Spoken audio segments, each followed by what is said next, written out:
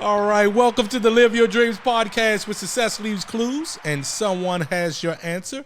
Joined as always with my lovely co-host, Mrs. Tia Mckisset. Hello.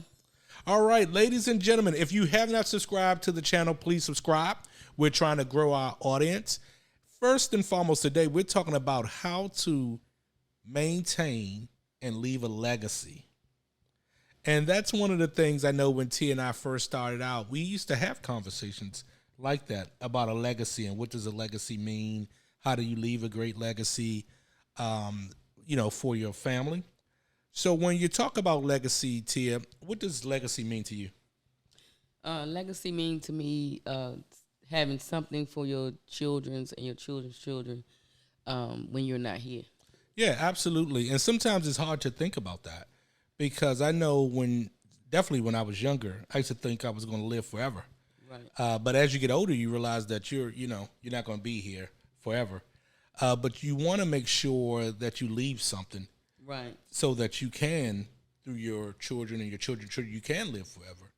I never forget this story I heard when it was a lady on her deathbed, and she was talking to her grandson, and she said, "Do you know your great grandfather's name?" And he said, "No, I don't." And she said, "Do you know why you don't know his name?" And she said, "Because he didn't leave you anything." Right? Right. And if you look at some of the families that left, generational wealth, you remember all the way down. And not saying any family is better than any other, but if you look at some of the families like the Fords, right? They have documentation, generation after generation after generation after generation, of what was done to somewhat maintain the legacy. Right. So one of the things, having these type of conversations is helpful because, again, we have to maintain our legacy. Can't no one do it for you, nor is it anyone else's responsibility to do it for you. It's your responsibility to maintain your legacy. It's your responsibility to do the things that you want done. You agree with that? Yeah, I agree with that. Yeah. So one of the things with legacy, if you ask me, how do you maintain a legacy? Because remember, this is Success, Live Your Dreams podcast, Success Leaves Clues, someone has your answer. How do you do it? And I think when I was younger, the number one thing that kept coming to my mind is how do you do it, right? And one of the things when you start to figure this out, you start to get some mentors, you start to read some books, you start to figure out how do you do it. First and foremost, the step one is first and foremost, you got to know what you want when you talk about legacy. You have to know what you want because what I want is totally different from what you want. So you have to know what you want and establish the legacy. And I know Tia and I have a lot of meetings about, hey, how is this going to go? How's that going to go? We plan it out. Now, do all of our plans come true? Nope. But if it doesn't, we just readjust, we replan, and we start over. And again, part of this thing, and I like to tell people, Tia and I probably fail more than anyone, but we try a lot of things, and a lot of things work, and some do, some don't. But if you say, first and foremost, you have to know what you want. Secondly, I think Tom probably helped me most here when he sat me down and showed me what compound interest is. Right? And of course, I'm no financial advisor, but I know enough to ensure that myself and my family is taken care of. The number one thing, I guess, when Tom showed me first compound interest was to show me how money grows, right? And when he showed me that, it was somewhat unbelievable because I didn't know that you could have your money in different investment options and your money would grow. And unfortunately, I came from so far behind where some of these things were just like unreal to me. It was like somebody opened up a whole new world to me and showed me what could be done and what was possible. So that's one of the things I would say, if you ever wanted to study anything, I would say first and foremost, you need to study what compound interest mean. If you can understand compound interest, that will open up a whole new world for you. Because again, you could see that your money could grow. And again, you're not doing anything to ensure that it grow. Now, one of the things, I think I talked about my 401k on one of the podcasts previous. Right. But when someone showed me how to put money away and you don't miss it, now you could say, well, you are going to miss it. But really, when you do some type of things, whether it's a 401k, IRA, or whatever you may do, if you have money going systematically to an account, it helps because you're not missing the money. It's coming straight and you're doing it direct debit or however you may do to ensure that that money is invested simultaneously and consistently, whether it's weekly. I'm doing weekly. I'm doing weekly too. Being as though I work for myself, I put away weekly. Yep. And again, whether you do weekly, bi-weekly, here's the number one thing. I'm going to tell you, Tia, what really got me, especially, and let's talk about the stock market first. If you look at the stock market, there's so many stocks, and so many people say, man, I don't know where to start, right? And when it becomes overwhelming, you sit down and sometimes you do nothing, right? Because some things could be so overwhelming. But the number one thing for me is because there's so many diversified options that you can buy, where you can buy a little bit of every company. And there's so many type of programs you can have out there. And again, I'm not a financial advisor. I recommend highly that you talk to a financial advisor, because again, they can show you some of the different investments that you can actually put your money into. And if you do that simultaneously, year after year after year, compound interest takes effect. And again, that's where the magic happens. So that's one of the things that we would talk about. I think you got to have a plan on how you're going to get there, and the plan got to be so, I guess, straightforward where it's not complicated. Because again, that's what happens. Sometimes people think a lot of things are complicated, and then you do nothing. Anything is better than doing nothing. Tom used to say, anything will work if you do. The key is to sit down, know what you want, and then actually plan it out. Now, is everything going to go by the book? No.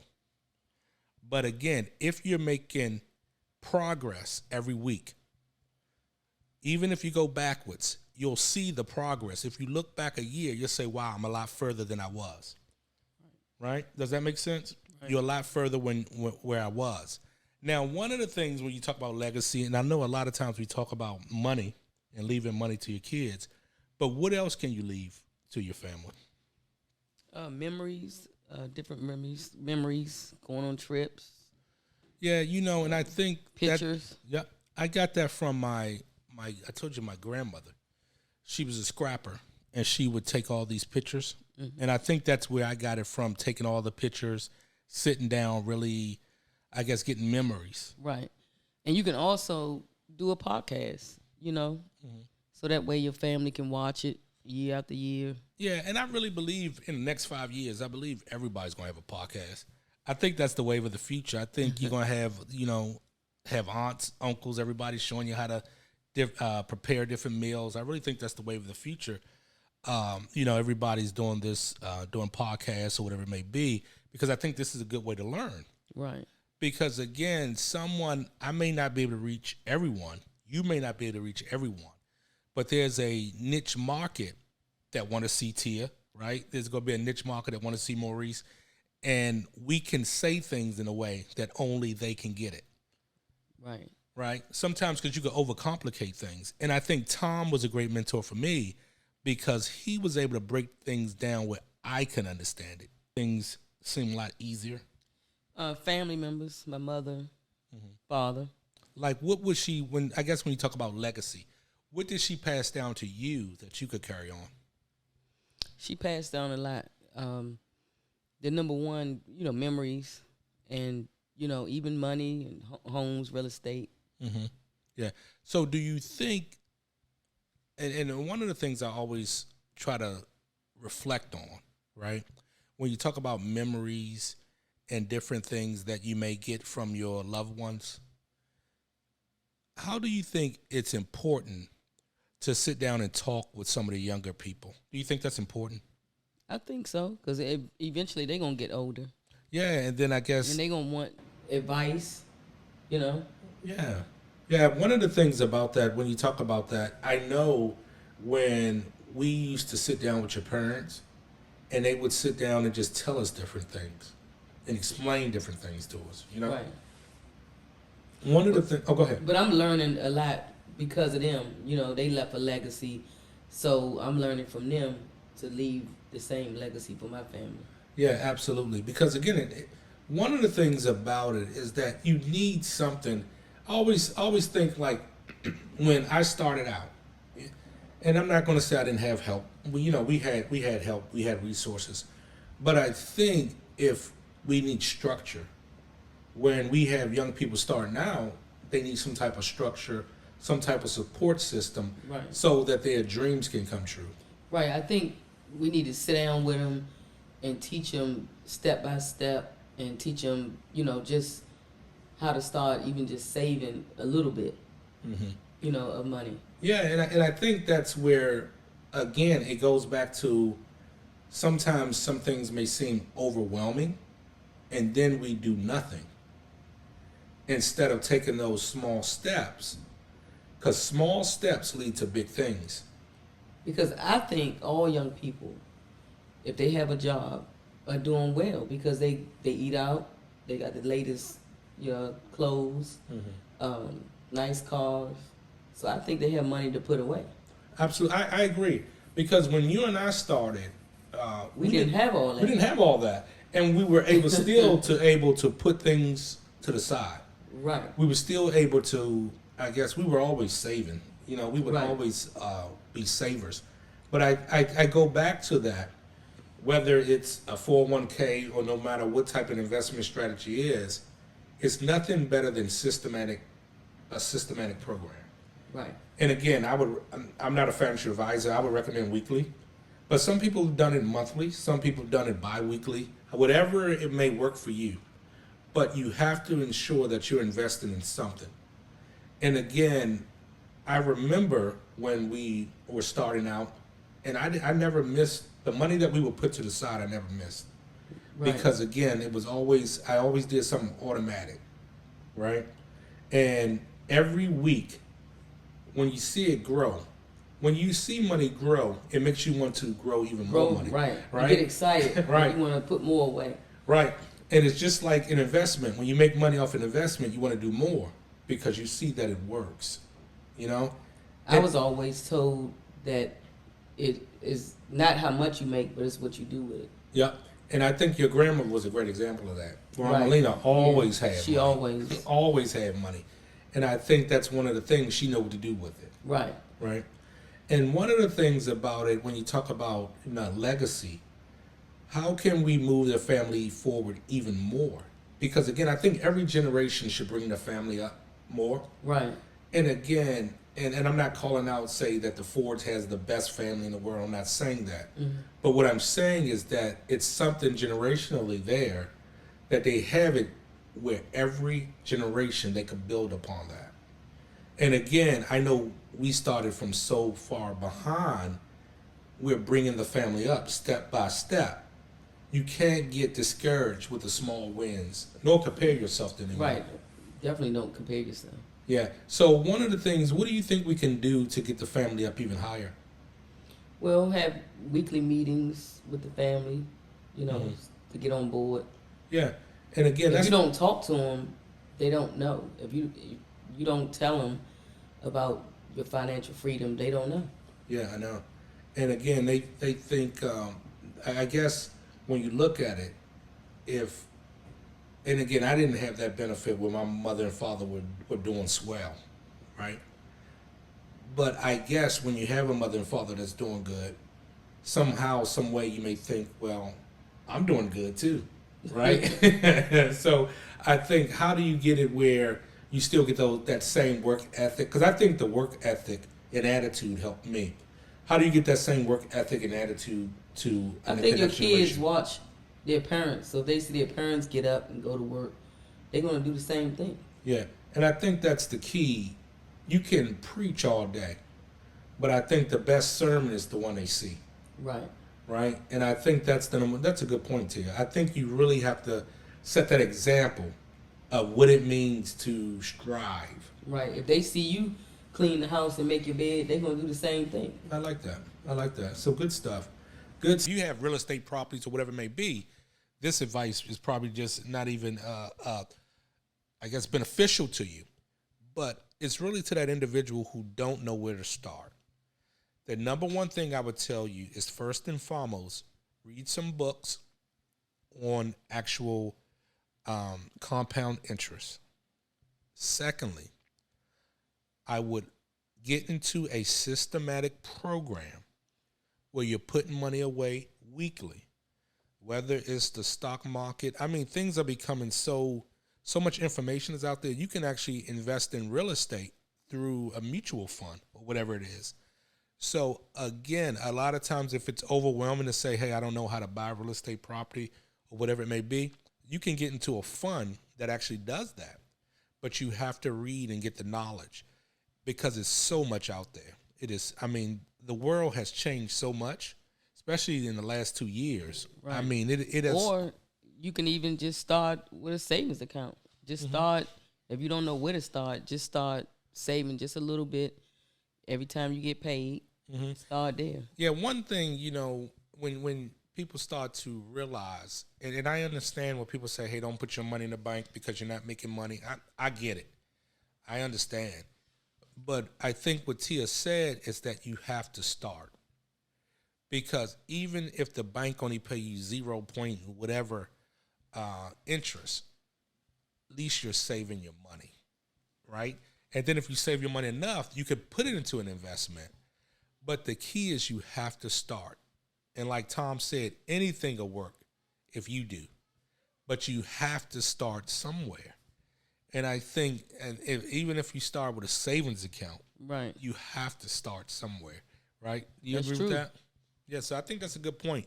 And again, I just don't want anyone to feel overwhelmed where they feel as though, hey, it's so much information out there. Where do I start? The key is just to start. Because once you make some progress, you'll actually get it a little bit better and better.